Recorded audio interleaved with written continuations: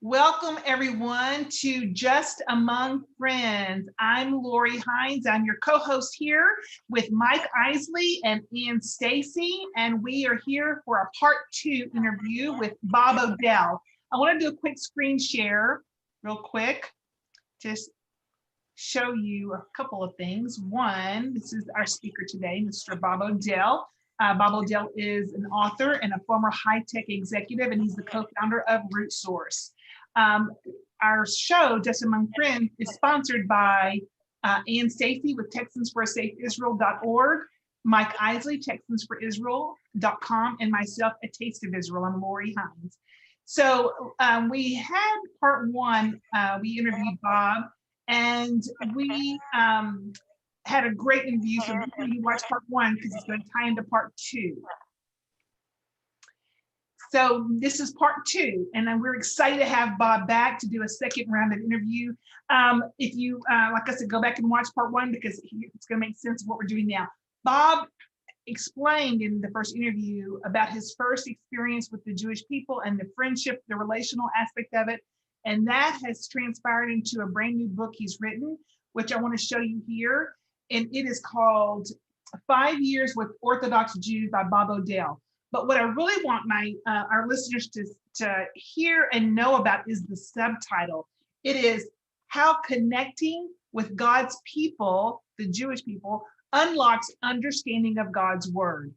Bob, I just want to welcome you back. Thank you for coming back. I just love this book. The subtitle to me is probably the most powerful part of it, of the title of this book. It just is so good. So good, my friend. Welcome back. Thank you for having me again. You're welcome. You're welcome. I have some questions. I want to dig into the book. There's no way we're going to be able to cover it all because there's just so much in your book in our short amount of time, but I'm going to do my best. Here Just Among Friends, our mission is to cultivate hearts, to stand committedly with the Jewish people in the land of Israel, but do it through genuine relationships with no hidden agenda. And that's why we have had you on, because we know that this is the path God has led you on, and it's been a life changer for you. I just want to say before I dig into the questions about your book that honestly, 2 things. One, I really don't finish every book I set out to read. Probably I might finish half of the ones I set out to read. Not only did I finish yours in record time, but I wanted more. I wanted more. And this book is so important, so good, so well done, so different than any other book I've ever read on this topic, that I hope that you do a book study with it or do a sequel to it or something. It's just so good. The second thing I want to tell you is I am not a person who cries easily. I just don't. But when I read the last page this morning on my patio with my cup of coffee, I literally closed it and I shed some tears. It is the most powerful book. It changes my perspective. It gives me such inspiration, such joy, such excitement. If you are down in the depths, my friends, you've got to read this book on any level. So, Bob, thank you for this book. Thank you. When any author sits down and tries to pen something that comes from the heart, I think it's pretty common for an author to have some points of coming to tears, even in the writing of it. But for someone, an author only dreams of someone receiving a book in a way in which you could imagine. And so thank you for sharing that. It is an honor that you would say that about the book. You're welcome. It is sincere from my heart. So I'm excited to share this with more people. And this will be the beginning of this interview. So let's dive in. There's 40 chapters in this book. We're probably going to get to cover 5 of them. We'll see. So our mission here, Just Among Friends, this book is about your friendship with Orthodox Jews, starting with your very first friendship, which is Gidon Ariel, who we all know and love dearly. So Gidon, if you're watching this, we love you. Chapter 1, it's the topic of end time events. It's been said that when Israel is redeemed or becomes the global superpower, the whole world will benefit. this can also be interpreted to mean that it would benefit Christians to get behind the return of the Jewish people to Israel and the ever-growing position of Israel as a global superpower, both spiritually and literally. Does this connect to your point that you raised of the differences in Jewish and Christian viewpoints of the end times events? And if so, how? You've touched on something interesting here. Of course, this is not a book about the end times, but it touches on something because there was a story that gets launched from this first chapter in the discussion of the end times, and one of the conclusions from the first chapter is that we as Christians ought to be touched when Orthodox Jews could see end times events as an opportunity that Jews and Christians might come together in friendship. And so it's an unusual thought that the end times ought to be has some connection to friendship between two groups of people which have not historically been connected. But you've just asked me something that takes it to one more level still, because we learn from this chapter that Jews and Christians, well, we have a different perspective on the end times.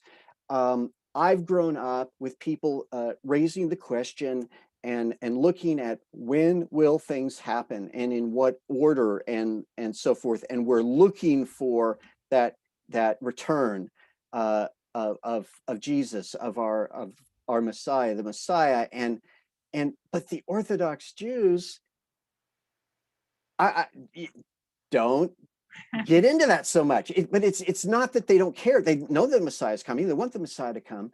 But Gidon Ariel identifies in this chapter, when he responds to my writing, that generally Jews focus on what they're supposed to be doing to bring that coming of the Messiah, rather than trying to read the signs and see when it's going to happen. Yes, that's so what I loved reading about that chapter, a to-do list for prophecy. Incredible.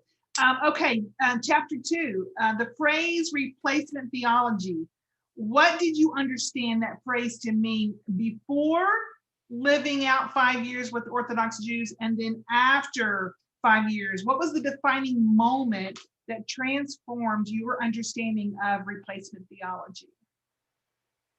So I spent 25 years working with Israeli Jews, but not Orthodox Jews, Israeli Jews in high tech. And then I spent 5 years interacting and working with the Orthodox Jews of Israel. And then 2 years to write the book. So I say 5 years to write, 5 years to live it, 2 years to write it. The dividing line between those two sets of years, the 25 years and the 7, was replacement theology. It was the term replacement theology. So you asked me, what was it that, transformed my understanding? It was hearing the words. It was hearing the words replacement theology. That's what it took. I spent 25 years going to Israel. I've had many spiritual conversations with many different people. I've read many books in the Christian faith of all kinds of streams. I've explored many, many topics, and I had never even heard the words replacement theology until God sort of pushed me into this area, and I began to try to find out what was next in life. And I went. He led me to the home of a woman who had spent some time working in Israel. She's here in Austin, and I went into her a study, and I said, I feel like God might have something for me to do with respect to Israel. What's your story? And within 2 minutes, I had heard for the first time the words replacement theology. Wow. That's what it took. See, you can never be transformed by a topic that you've never heard of. So So it was the exposure of those two words. Wow. And of course, what would that mean, that the church had replaced Israel and so forth? But I began to read, I began to think, I began to pray, I began to study and ask God, well, okay, what does this really mean for me? And it was a life changer. Wow. That's powerful. I have to add to that your answer, because I have asked certain people. We've talked in certain Christian circles. I've talked about replacement theology. I've taught classes on it at my at a church I used to attend, and people would say, "Well, I've never heard of replacement theology," and the conversation ended there. What I heard you just say, the difference in what you said and what they have said is you wanted to know more. You were curious. You questioned God on this. You wanted to know more because this was new to you. So your heart to learn is humility, was humble. And because you asked, you found out. So we want more people to ask about this. If you're hearing this for the first time, if you're watching this recording and you're hearing of this phrase, replacement theology, we invite you to ask about that, to seek God on that, and find out about what is it and what does it mean and why is it important. So thank you, Bob, for sharing that. The other part of this phrase, replacement theology, is, I want to ask you this next question is, now everybody's going to hear this, know this next phrase, is replacement theology anti-Semitism? Yeah, so anti-Semitism typically today means the bias against a person who is Jewish because they are Jewish. And Jews are Semites. They're part of, there's a larger class of people that are Semitic, and so so that term anti-Semitic has been sort of focused down on Jews. I think that I think that there can be some argument here, some discussion about what exactly is anti-Semitism, what exactly is replacement theology. But one of the best, how can a theology of the church replacing Israel sort of be the exact same thing as, being against Jews because they're Jewish? But in my work with Orthodox Jews and sort of hearing things from their perspective, one of the most interesting things I came across here was this idea of looking at the roots of anti-Semitism. Mm. And Rabbi Kinspiro did a course on Root Source, which is an organization that I co-founded with Gidon, or I co-founded it with him, not he with me. And in one of his lessons, in looking at the roots of anti-Semitism, he gets back to Mount Sinai. Mm. His view is that the root of anti-Semitism is the fact that God gave the Torah to the Jews. In other words, that there is sort of there's like an affront, an offense, that God would choose a people to do something that magnificent with, that God would choose a people to release salvation to the world. Mm. And whether it's in our natural eyes that we're just sort of jealous of that and envious of that and just sort of, or if it's from a spiritual standpoint, that the spiritual dynamic is that the enemy hates that. He hates salvation. He hates Yeshua. He hates all things Israel because it's related to who Jesus is. So that spiritually, I would say they're quite brought together. So yes, that's my answer. You can maybe argue them slightly separately in the physical world, but in the spiritual world, they really are coming from the very same root. It's very interesting the way you laid that out. It's not it's not absolute one solid answer. It's can be, yeah, there's nuances there. Well, this leads me, I didn't plan on it this way, but it does lead me to my next question. Your answer leads perfectly into my next question, which is, in your book, in chapter 3, you bring the reader to a very, in my opinion, a new place of thinking, which was replacement theology the original sin?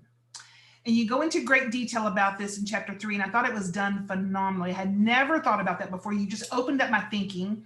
And it does seem ironic, though, but possibly the most formidable possibility, given the fact that replacement theology seems to be the root of Christianity's greatest problem that is the cause of many, many other problems.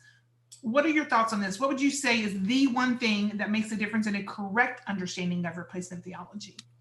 Yeah, I think the one thing which makes a difference in the correct understanding of replacement theology is to see it in the exact same way that we see pride. Ah, We see pride as the original sin. And I ah, don't doubt that. But is replacement theology also pride? That's the thing. We tend to think of, well, I don't believe in replacement theology, so I'm done with that. Well, do you ever hear anybody say, well, I don't believe that pride's a sin of mine anymore? You know, right. you don't say that, because in saying that, you reveal the pride in your own heart. Bingo. What this chapter did is kind of looks and tries to put forth an argument for consideration that replacement theology was there right at the beginning when Eve made the decision. Yeah. When she made the decision to eat, it was replacement. And replacement of what? Well, I'll leave it for the book. Yeah. But that replacement theology was right there in the beginning. So the biggest thing that I feel like has helped me is, after I heard about replacement theology and began to wrestle with it for a while, first I said, well, okay, I don't believe that anymore. But somehow God had the mercy on me to get me to think about it. Maybe that's not the right question. Do I believe in replacement theology? That's not the right question. The right question is, where does replacement theology still lurk within my heart? Mm. And so over the course of these years of working with Orthodox Jews, I would see God would tap me on the shoulder sometimes and say, your response in that situation wasn't coming from a place of where I am, and reveal, and that maybe there's just a bit of jealousy, a bit of whatever. It's such a liberating thing to Mm. let God have his purposes, knowing he loves everybody equally, but yet he chooses some to do certain things. Let them have that. Let them have what he has given to them. And in letting them have that, it unlocks your purpose and what God has for you. And I remember the freedom finally is saying, you know what? I don't need to be Jewish. I'm glad I'm not.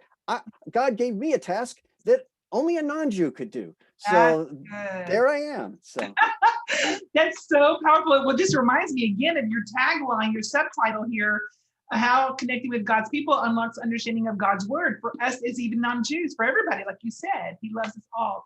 So powerful, so powerful. Thank you. Okay, moving on.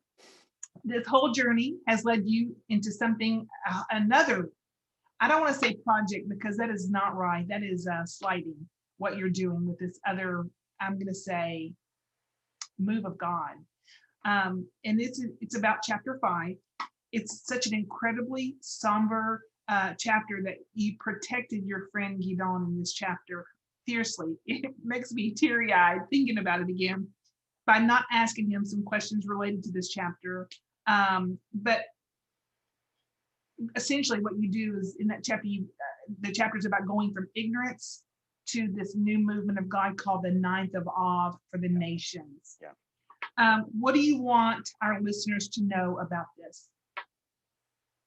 So chapter 5 is arguably the toughest chapter in the book, where we walk through the historical sins of the church with respect to the Jewish people. And this chapter says, okay, what have we done to the Jewish people, and how does that fit against the 10 Commandments? But coming out of the chapter is a suggestion. Don't leave yourself there. Don't stay there, but turn it into what can be, what good can come out of it. There is a Jewish expression. There's a Jewish statement that goes something like this. The repentant person can stand even where the righteous person cannot. Mm. That there is a place the repentant can stand. that even the righteous cannot. If you accept the historical, the history in a full extent, then you can repent in a fuller sense and step into a place with God, which is very, very precious. And personally, and with some others, this resulted in something called the Ninth of Av, the nation's Ninth of Av, which is Christians coming alongside the Jews as they mourn and fast the most tragic day of the history, the day in which the first temple was destroyed and the second temple was destroyed, same day. And for Christians to come alongside and mourn with the Jews. And there's been something very, very precious that has come out of that. Relationships have been formed between Christians and Jews that are at a deeper level than I've ever imagined coming out of that. It's amazing. Is there a website that people can go to learn more about this movement of God, the nation's Ninth of Av? Yes, it's 9-av.com, 9 and then that little dash symbol av.com. And there will be, again this year, a commemoration of that. It will be an online commemoration worldwide. Okay, fantastic. Thank you for that. Okay, the chapter 7 was the most beautiful set of written words outside of the Bible that I think I've ever read. It was about the face of God and man. The essence of what it means to see God has never been portrayed, in my opinion, in quite the way that you wrote, Bob. I'm telling you, it was anointed. You definitely have had a glimpse of the Father's heart. Again, it brought tears to my eyes. This book has been incredible. If more of us humans could grasp what you say in chapter 7, what a world we would live in. On page 75 in that chapter, you propose that, quote, God withholds himself because he wants us to have the best possible reward for our labors on earth. Why this chapter? There's a story behind this chapter, which is not in the book. There's a backstory. And when I saw this question from you, I couldn't believe it. This is the one chapter that I wrote from start to finish in Jerusalem. Wow. The way it happened was this: I took a commitment to write one chapter a week, one column a week for Root Source, many of which became this book later as they were edited. And when I go to Israel, I'm so busy. I can't really write there. It's just everything's, and you're in Jerusalem and, you got to experience everything. You can't really get away. So I would have many experiences in Israel and come back to Austin and write in Austin. Or if I knew I'm going to Israel, I try to get ahead of it and get a couple of columns ready, so that I don't have to write while I'm in Israel. Well, I tried the best to get a column out before going to Israel, and it just didn't happen. So here I was in Israel. And, I had missed a week or two here and there. And so I wasn't, ashamed of saying I can't deliver a column. But I'll tell you something about me and my secret life with God. I kind of have this thing going with God that whenever I go to Israel, I kind of expect something special from him. I've seen it happen. I going to Israel. I think it's not just my thing. It's anybody can have this. I think you get a revelation from God when you go to Israel. Well, I had gone to Israel and I was most of the way through the week or whenever, however long I was there that time. And, I had jet lag like anybody. God doesn't heal me of that. I still have to go through that like everybody else does. And so there I was, and I wasn't sleeping that night. And rather than just toss and turn, I just like, God, you haven't given me anything special that I've noticed yet in Israel. Could you give me this column? So I got up at 2 a.m. and sat down at my computer and pretty much just wrote this out, stream of consciousness, this chapter. And I feel like this chapter was a gift from the Father. I'm not smart enough to write what's in here. It just flowed. I was in Jerusalem, I was in Israel, and the Father was just going to give a gift. And I just started with this thought of Jacob, Mm, and wrestling with the Lord, mm. in Peniel, which means the face of God, and wrestling with God. And when I got through speaking of that, I just somehow saw it from the other direction. What would Jacob's face have looked like after that experience? And that's embarked the second half of that chapter when we get to this. And really, it was a thought that, there's so many beautiful things. The faces of the people that come to Israel are beautiful to the people of Israel. And it's a beautiful thought. But I've never seen God. I've never seen God face to face. Some people have, but I haven't. And so I just concluded that chapter with this thought that, maybe it's for our good. Maybe there's like some credit in there that we're doing all this stuff and we're working and we're gonna labor and we're gonna follow. We're gonna do whatever is He calls us to do, even without seeing Him, so that we will see Him face to face one day. So we will see Him, and that meeting will be there. My father, before he passed away, he said that Jesus told him that when he goes to heaven and when he sees Jesus, he's not to wait for Jesus to come to him. He's to go and say hello directly. I love that. And that, I think that was also an inspiration for this thought as well. It's something that I heard my own father say. Now he's in heaven. I guess he's done it by now. I'll find out sometime. Beautiful. That's such a beautiful summary of that chapter, because that chapter is so beautiful. I'm just in awe of it. You remind me of the Pied Piper, who's just bringing people in to follow you, to go with you to this glorious place. It's just so amazing. It's just very powerful, very powerful. I love chapter 7. Good stuff, good stuff. Well, I just have a couple of more questions for you in this interview. I just can't encourage our listeners to get their hands on this book as fast as you can. It's the book of the year for sure, in my opinion.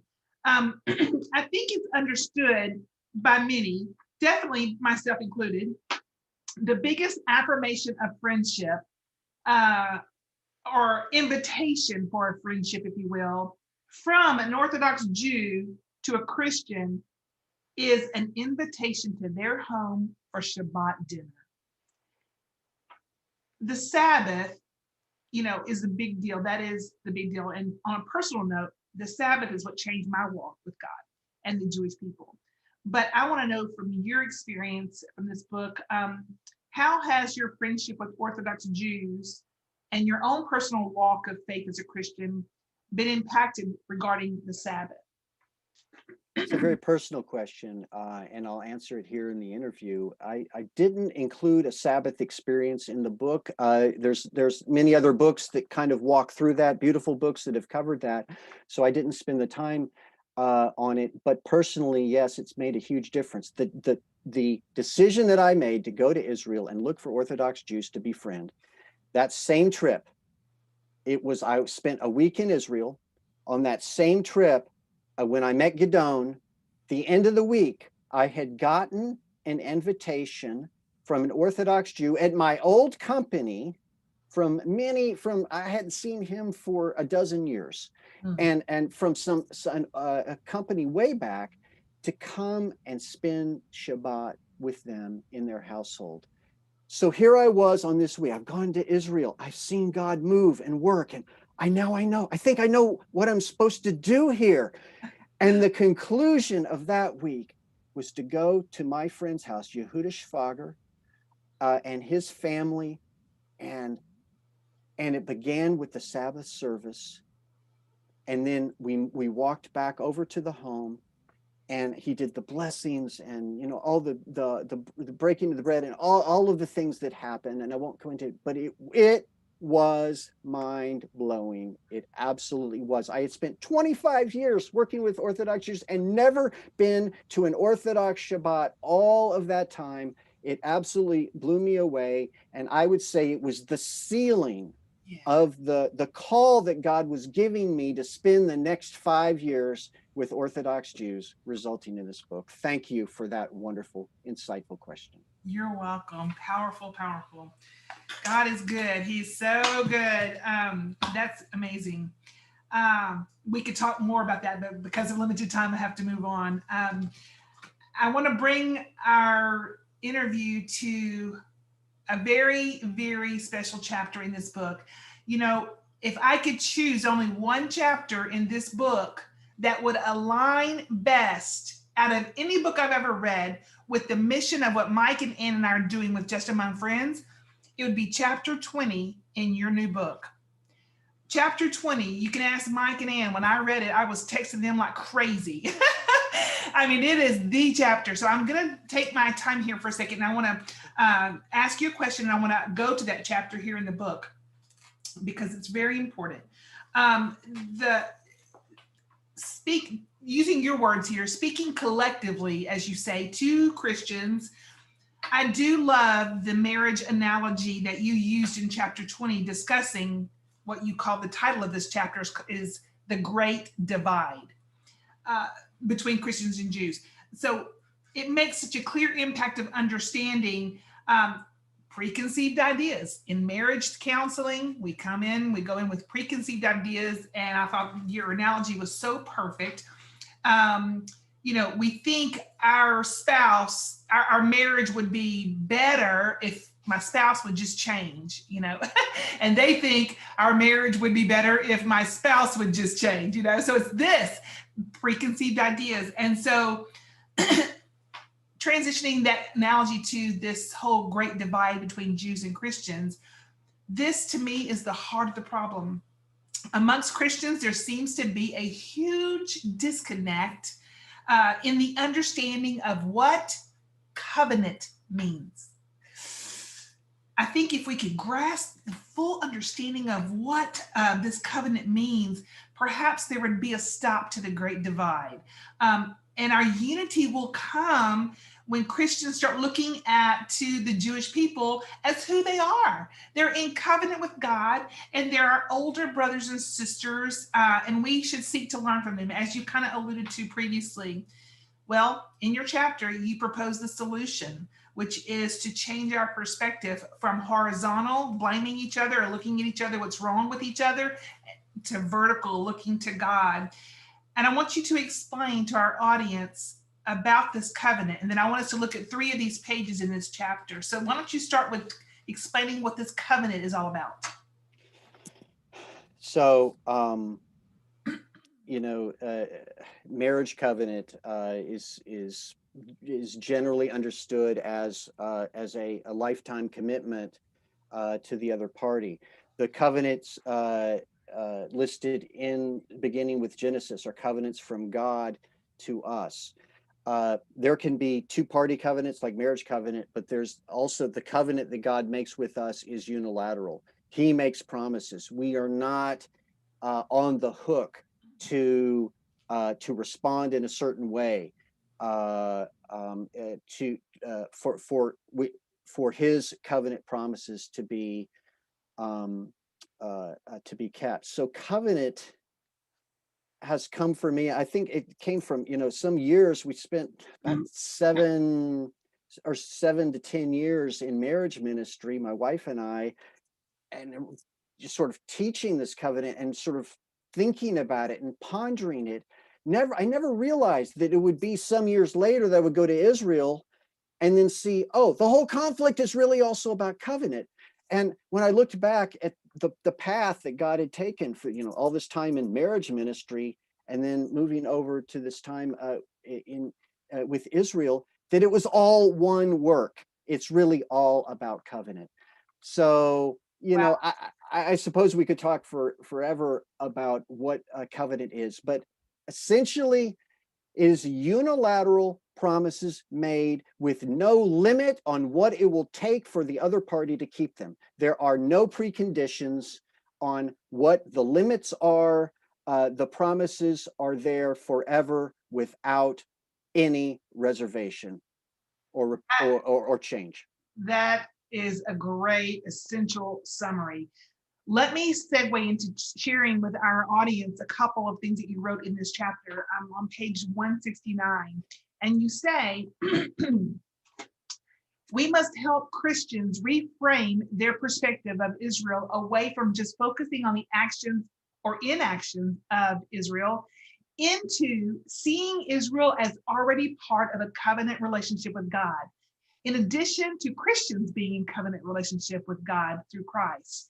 And I'm going to read your footnote because you have a footnote attached to that. And I just want to say a little side note. Your footnotes could be a book on their own. I read every one of them. Your footnote to that is, one of the divides in the Christian theological world is the question of how and whether the covenant with Israel differs from the new/renewed covenant spoken of by Christ. Let me tell you what I believe. I believe that issue divides Christians too much already. I believe that every verse of the Bible is true, and I believe all readers of this book ought to enjoy it regardless of their opinion on that question. So powerful. And then you say, as to sum it up on this page, bringing it home. So now we circle back to the opening statement of the chapter. You wrote, but if we are a team, then our team is making a big mistake in the way we approach the great divide that separates us. Here's how I see it. Christians are thinking about the Jews, just like that couple who walked through the door of our living room thinking about their marriage. We Christians are preoccupied with what the other party, the Jews, are doing wrong. We focus on what they don't believe. We focus on what they don't see. We are convinced that it is the Jews who need to get their act together and fix themselves. We falsely believe that the greatest problem preventing the return of Christ is that the Jews don't recognize Yeshua as the Messiah. And then fifth bullet, we falsely believe that if they would just change their minds about Jesus being the Messiah, then a great relationship between us would finally be possible. Your footnote to that, this is ridiculous, you say. You don't build strong relationships at the drop of a hat. And even supposing all Jews were to suddenly agree with us that Jesus is the Messiah, our Christian track record of turning on our own is so predictable, and our desire for power and control so seductive that I am afraid if it happened anytime soon, the resulting conflicts would be disastrous. Christians don't seem to appreciate the danger here. They assume that the Messiah will fix everything, including the intergroup relationships. To wait for the Messiah to solve that is simply childish. So well said, Bob. So well said. Thank you for that. Before I go on, I have two more examples I want to share in this chapter. Do you want to add anything to that? Yeah, just this. For many people who believe that the Jews must turn, and as even as Scripture has said, they will say, before you see my face again, you'll say, blessed is he that comes in the name of the Lord. We focus on that. And we sort of wait for, okay, well, when is that going to happen? Without ever considering, perhaps it's us that aren't ready. Maybe the Christian world isn't ready for them to even say that because of what we've done. We're not ready to accept them. Do you think that there will be sort of equal parties if Jews were to somehow believe as we do? Do you think that we wouldn't try to lord it over them? Would there not be a schism in the church? It's these kinds of thoughts that brought out the even more tempered language. I mean, I did not put in the chapter everything that I'm saying right now on this interview. I think some of your audience can hear what I'm saying on this interview. But it is that kind of thought which led to this. And I will add one more thing. This thought only came to me on a trip to Israel in Jerusalem.